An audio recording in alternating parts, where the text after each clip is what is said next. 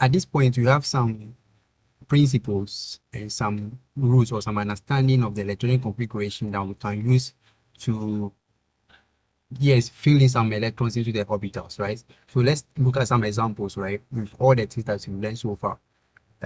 So before that, let's go to the periodic table first, right? So this is the periodic table that we've used, right? So removing all the transition elements for now. Let's start with examples of elements that you've been using already from junior high school. So the example that we'll be looking in this case will be I'll be using argon, I'll be using potassium, and I'll be using calcium, right? So I just want you to understand the system, right? Understand the system, how the system goes before we move on. Another table that will also help us is the one that I've shown you in previous sessions here, using this table. And I say that each shell has a particular number of orbitals. Shell number one has only one orbital. And as long as it's, if you take that number, you need to always start the orbitals from SP, regardless of the shell. So if you go to every shell, each orbital starts from S to P to D to F, right? But then the first shell, for example, just have one. So if you want to fill electrons into the orbital, we say that you need to fill from the K shell towards the O shell, towards down, right? The K shell first, followed by the L shell, followed by the M shell, followed by the N shell. Meaning if you're on the K shell, you know that it's shell number one. It has only one orbital, which is S. So you need to fill in this S orbital first, right? We know about the shells already. But in order to fill the orbitals, that's where you use the three rules that you learned in the previous session. So the full order of filling these orbitals will be, this is shell number one, right? You have to mention the shell number against the orbital. Shell number against the orbital for each of them. So what do I mean by that? So for the shell number one, if you are filling shell number one, we are going to 1s, right? So this is shell number one, and then the orbital is S over there. Now that's all. Now if you go to shell number two, which is L shell, it's going to be 2. So there's S and P. So what we do is that you have to represent the two of them. 2S, 2P. That's the order. So 2S, 2P. That's all you do because you're now on the second shell. So L, if you get to any new shell, you have to start from SPE, always from SPE. We've explained this already. So the next one will be 3, right? So I'll go to 3S, 3P, 3D. Then I'll go to the fourth shell, right? Which is 4S, 4P, 4D, and 4F as usual, right? So this is the order of filling. You have to fill it from here, electron from here to here. If you fill in into some particular orbital and some is remaining, you move on to the next one. But then you keep in mind the three rules that you've learned, that each orbital, the box in each orbital should have a maximum of 2 electrons. That's according to the Aufbau Principle. Now that's the Pauli's principle, Pauli's principle. And then the Aufbau's principle is saying that we should fill the energy with lower energy before orbitals of higher energy. Now, keeping our Aufbau's principle in mind, I told you it was a general statement that I made. But then now there's a particular exception that you need to keep in mind.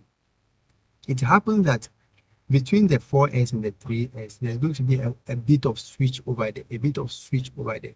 Why that switch? The 4S is having a lower energy than the 3D.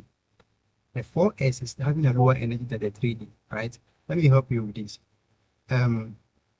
So I said we have to fill 1S, 2S, 2P, 3S, 3P, 3D, and we go to 4S, 4P, 4D, and 4F, right? But then I'm saying that there is going to be a bit of switch over here. The 4S is having a lower energy than the 3D. To satisfy the Aufbau principle, we need to switch these two. So if you are doing this is the exception of arrangement that you have to keep in mind. The 1S is remaining, the 2S, 2P, 3S, 3P should be the same. But when you come to the 3D, before you get to 3D, you need to go to 4S. You need to fill 4S before you fill in the 3D.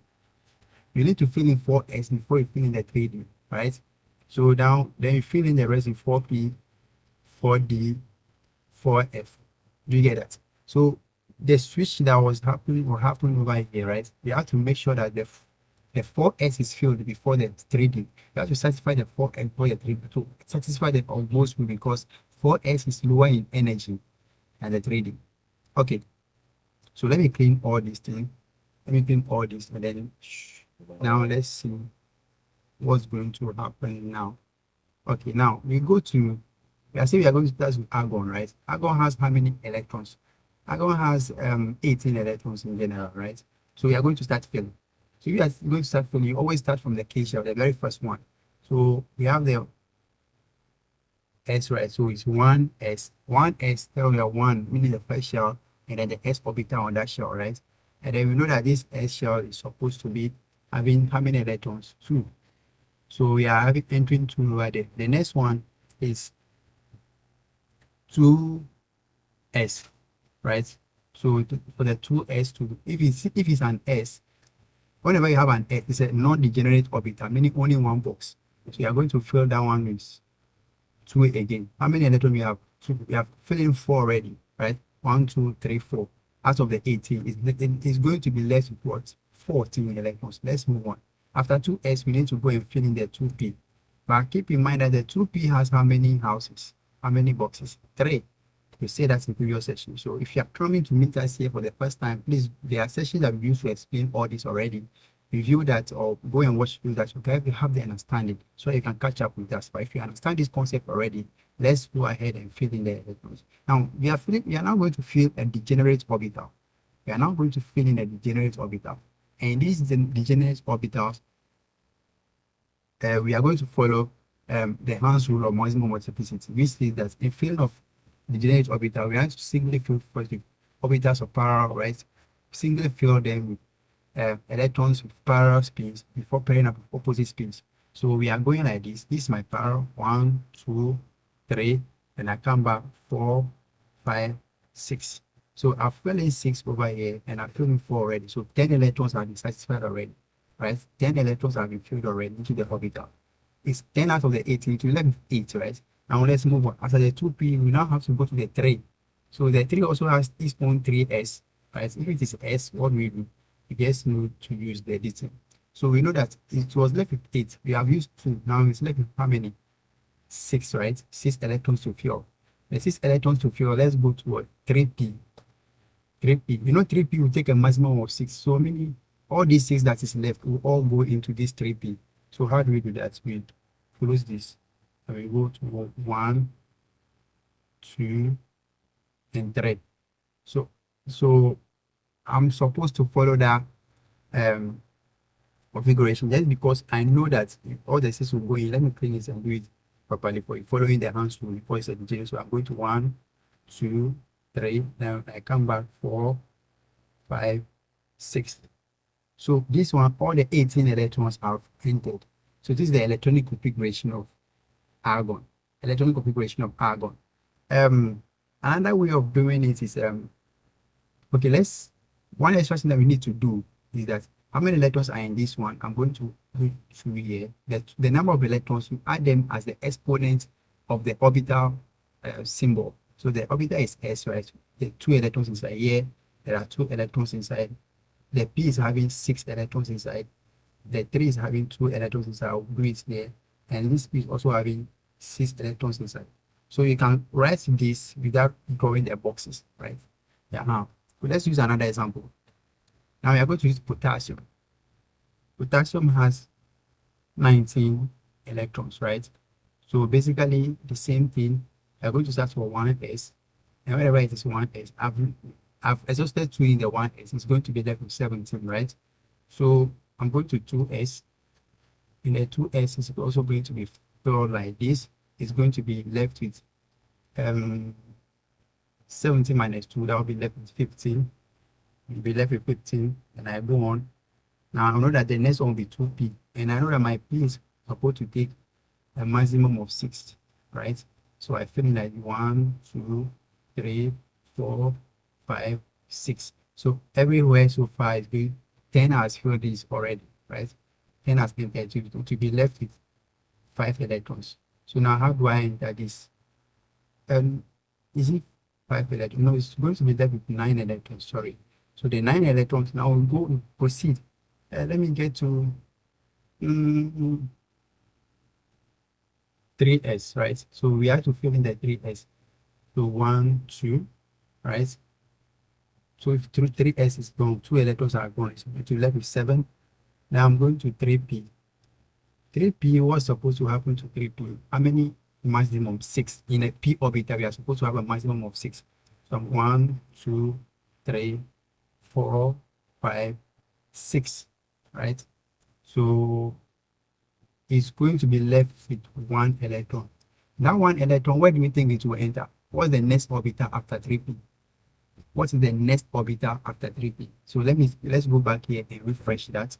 So we say that we fill in the ID, but then after you fill in 3s and 3p, the 3d is supposed to come, right? 3d is supposed to come, but between 3d and 4s, you need to make sure that the 4s is filled before the 3d because of Aufbau principle, the energy, right? Because of the energy, 3d and 4s. So let's focus on the 4s. So the next one that's supposed to fill after filling this 3p is to go and fill in the 4s. And to fill in the 4s is taking how many electrons? S is taking 2 electrons maximum, but we are having how many? 1. So that one will only singly enter here. There's no extra electron for us to fill anyway, so we stop here. So if you want to write those numbers at that, we're going to be power 1. This one is power 2, power 2, power 6, power 2, power 6, power 1. Yes. So I leave the feeling of calcium for you.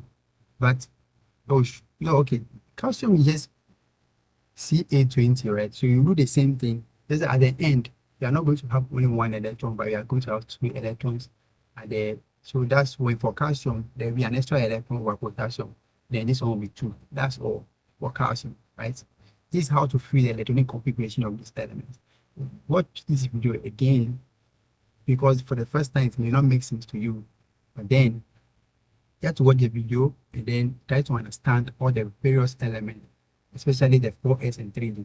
If you confuse over there, put your worries in the comment section and we'll attend to you and then try to give you better clarification. Thank you.